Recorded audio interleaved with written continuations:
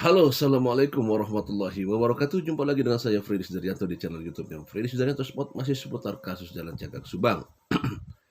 Pagi ini atau subuh ini saya akan coba membahas masalah sesuatu yang berkaitan dengan yang asal semulanya sesuatu hal yang di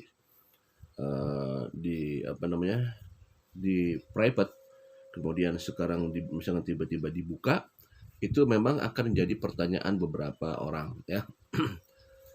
Jadi orang akan bertanya pada saat kok sebelumnya di private sekarang kok dibuka. Nah, ini juga pasti orang bertanya, ini hal yang wajar saya kira. Karena gini, hal yang wajar itu kalau dulu di private kan pasti ada sesuatu. Kenapa sih kok dulu di private? Nah, gitu kan. Kok sekarang dibuka? Kenapa sih? Kita pasti pengen tahu dan penasaran tentunya seperti itu ya. Nah, di masyarakat kita tahu bahwa polemik masalah banpol, khususnya kasus Subang ini, polemik masalah banpol. Sejak diumumkannya oleh Kapolda Jabar Irjen RRDR Caniago dulu ya, bahwa tidak ada keterlibatan banpol ya. Kemudian sampai waktu itu sampai saat ini juga tidak jelas masalah banpol itu. Kita di masyarakat coba kejar itu banpol. Siapa di mana, wawancara banpolnya. Nah, seperti itu ya. Keberadaan banpolnya di mana, pengen tahu semua, penasaran gitu.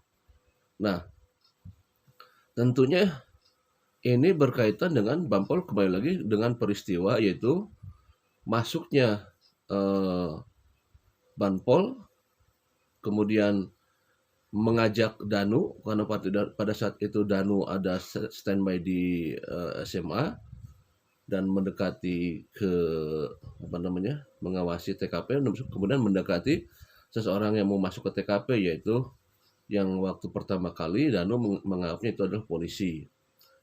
Nah, kemudian diajaklah oleh yang dianggap Danu polisi itu adalah kemudian mengajak Danu untuk membantu membereskan membersihkan bak mandi. Tapi itu Danu pertama mengira polisi ya, sehingga serta merta Danu mengikuti apa yang diperintahkan oleh polisi tersebut, yang kesininya baru itu disebutkan banpol. Nah, satu poin aja sebenarnya ini ya, dengan banpol masuk ke TKP itu informasinya dapat dari siapa sih gitu kan? Dapatnya dari siapa informasinya ini disuruhnya?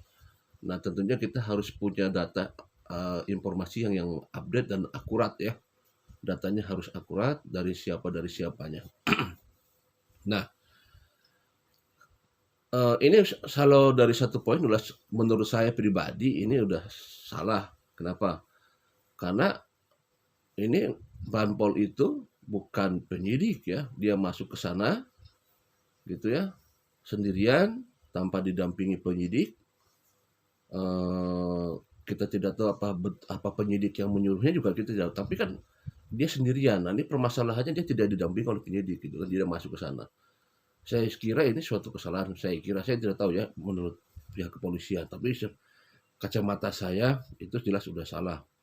Masuk ke dalam TKP yang tidak ada polisi lain dari banpol ya.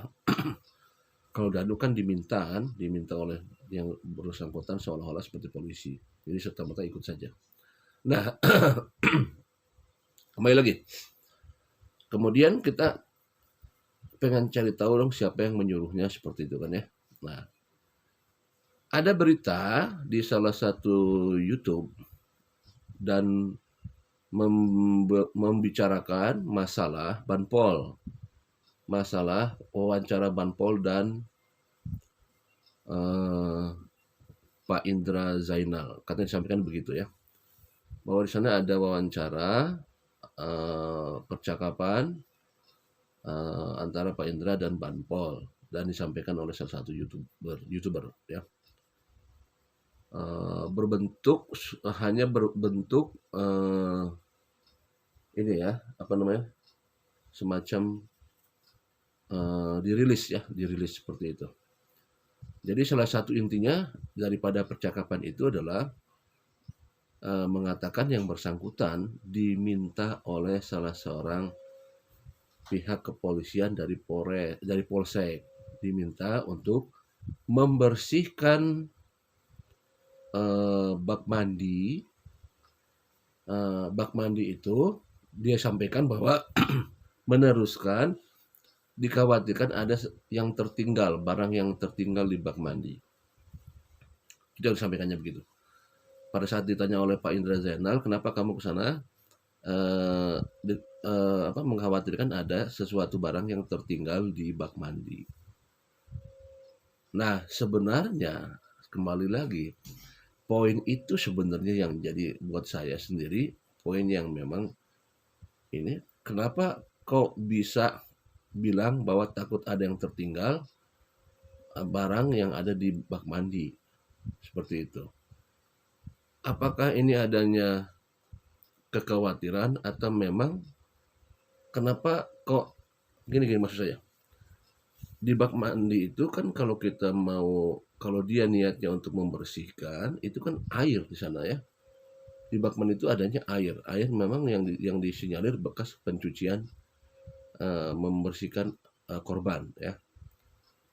Nah, kita boleh berpikiran dibersihkan seperti itu ya, untuk supaya tidak ini ya. Tetapi kalau misalkan berpikiran takut ada barang yang tertinggal, ini justru jadi pertanyaan buat saya. Kok bisa tahu ada barang di dalam bak mandi? Dan mengetahui ada barang seperti cutter dan gunting di bak mandi.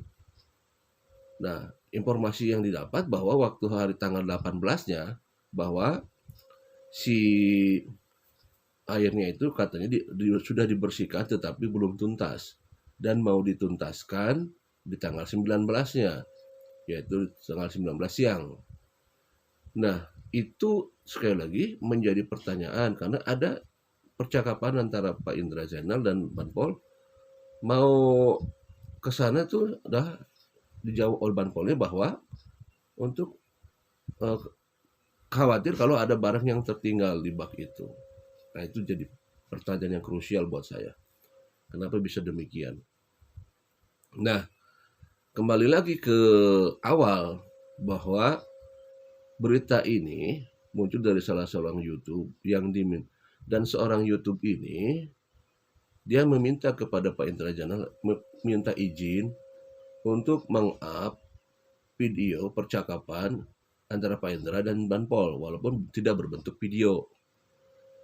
Nah, beliau juga berharap agar sekiranya suatu saat Pak Indra Zainal mau meng-up videonya. Tapi nah itu jadi permasalahannya adalah ini kan video percakapan ini adalah yang sudah lama. Maksud begini, percakapannya dilakukan oleh Pak Indra Zainal adalah percakapan yang sudah lama. Nah, yang istilah katanya memang belum bisa dikeluarkan oleh Pak Indra Zainal. Dan itu yang private. Kenapa pertanyaannya kenapa private atau tidak mau diungkap? Pasti ada hal-hal yang menurut Pak Indra Zainal mungkin untuk menghindari adanya fitnah, untuk menghindari adanya, karena di video itu kalau tidak salah adalah ada wajah daripada Banpol tersebut. Mungkin saja Pak Indra masih tidak mau memperlihatkan karena ada wajah daripada Banpol tersebut. Dikhawatirkan nanti jadi adanya miskomunikasi atau ada nanti fitnah dan lain sebagainya, ada serangan dan lain sebagainya. Mungkin seperti itu. Jadi Pak Indra masih melindungi Banpol tersebut. Itu perkiraan saya ya. Nah, jadi pertanyaannya adalah buat saya sendiri, kenapa sekarang pada saat salah satu YouTube itu minta izin untuk nge-up dan diberikan izin, dan ini ada di media kan? Nah, kalau sudah ada di media, ini berarti seolah-olah berarti sudah bukan private lagi, walaupun tidak berbentuk video. Tapi ada percakapannya, isi dari percakapannya kan yang penting itu isi percakapannya sebenarnya itu kan. Nah, ini sudah di-up di media berarti sudah bukan private lagi, berarti sudah merupakan publik ya. Dan kalau sudah publik berarti sah-sah saja kalau dikomentari oleh masyarakat. Apapun untuk komentarnya, bahasannya oleh para masyarakat karena memang sudah di-up. Nah, kembali lagi pertanyaannya, kalau dulu di-private sekarang bisa di-up, ada fenomena apa ini? Nah, justru itu.